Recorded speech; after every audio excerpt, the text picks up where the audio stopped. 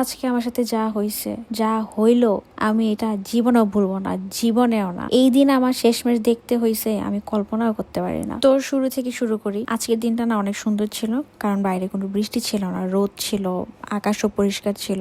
তো আমরা হঠাৎ করেই দুপুরবেলা চিন্তা করলাম যে আজকে একটু বের হই, একটু দূরেই কোথাও ঘুরতে যাই। তো আমাকে নিয়ে গেল স্ট্যানওয়েলের দিকে। তো আমরা সুন্দর মতো রওনা দিই। এখান থেকে আমার বাসা থেকে হয়তো বা যেতে 45 মিনিট অথবা 1 ঘন্টার মতো লাগে। তো আমাদের ওখানে যেতে যেতে না প্রায় সন্ধ্যা হয়ে যায়। সারা রাস্তা আমরা গল্প করতে করতে গান শুনতে শুনতে চলে যাই। তো অবশেষে আমরা স্ট্যানওয়েলে চলেই আসি। আর এই প্লেসটা না অনেক সুন্দর। আমি জানি না ক্যামেরাতে কতটুকু সৌন্দর্য বোঝা যাচ্ছে, বাট এটা অনেক সুন্দর। রাতের আলোতে এত ভালো লাগতেছিল, হয়তো বা দিনের আলোতে আসলে আরো অনেক সুন্দর লাগতো। তো আমরা সেখানে হয়তো খুব বেশি হলে 15 মিনিট ছিলাম, কারণ অনেক ঠান্ডাও ছিল, আবার রাতও হয়ে যাচ্ছিল। তো আমরা বেশিক্ষণ আর ওখানে স্টে করিনি। তা আমাদের আবার অনেক ক্ষুধাও লাগতেছিল।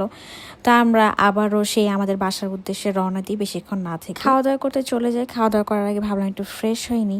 তো ফ্রেশ হওয়ার টাইমেই আমার না একটু ফিল হচ্ছিল যে কিছু একটা আমার পায়ের মধ্যে না, মানে কিছু একটা পায়ের মধ্যে আমি ফিল করতেছি যে আমার জুতার ভিতরে কিছু একটা আছে। আমি ভাবছি কি এটা টিস্যু মনে হয়। এরপর যেই আমি জুতাটা খুলে জুতার একটা ঝাড়া দিলাম, তারপরের কাহিনী দেখেন। তুমি কেমনে বুঝছো? আমি কই ছিল তখন?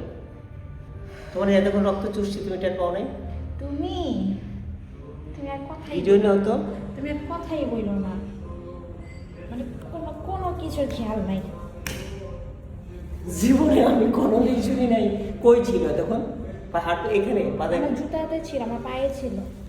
আমার শরীর এখনো কাঁপতেছে, এটা কোনো কথাই? এই জিনিসটা 1 ঘন্টা লাগাত আমার পায়ের মধ্যে ছিল, আমি টেরই পাই নাই। আল্লাহ, দেখেন কি পরিমাণ রক্ত খাইছে, আমার শরীরের কিছুই বাকি নেই ভাই, আমি মরে গেছি। এই জিনিস দেখার পর থেকে আমার জামাই তো খুব কষ্ট পাচ্ছিল, সে অনেক গিলটি ফিল করতেছিল যে সে থাকা অবস্থাও কেন এই জিনিস একটা আমার সাথে হয়েছে। যাই হোক, এরপরে আর কি খাওয়া দাওয়া আসছে, এই খাওয়া কি আর মানে গলা দিয়ে নামে বলেন? আমার কি বলবো, আমার মানে শরীরটা যে কি পরিমাণ কাঁপতেছিল। তারপরও এখন খাবার খাইতে হবে, ভুলতে হবে। আমার জামাই অনেক ট্রাই করতেছে ভুলা যাও ভুলা যাও। এই যে দেখেন, এরপরে আমি খাবার নিয়ে মানে এটা কি কেউ বুঝবে যে আমার ভিতরের অবস্থা কি যে একটা খারাপ অবস্থা আমার ভিতরে, মানে কাঁপাকাঁপি কান্নাকাটি অবস্থা। বাট তারপরও খাবার খাওয়ার টাইমে ক্যামেরা অন দেখে দেখেন কি অভিনয়টা আমি করতেছি। এত ভালো আমার জীবনও লাগতেছিল না তখন খাওয়ার টাইমে, যতটা ভালো মানে দেখে মনে হচ্ছে। যাই হোক, আজকের দিনটা খুবই মর্মান্তিক ছিল, খুবই মর্মান্তিক। আমি এই দিন জীবনেও ভুলবো না। থ্যাংক ইউ অস্ট্রেলিয়া, আমাকে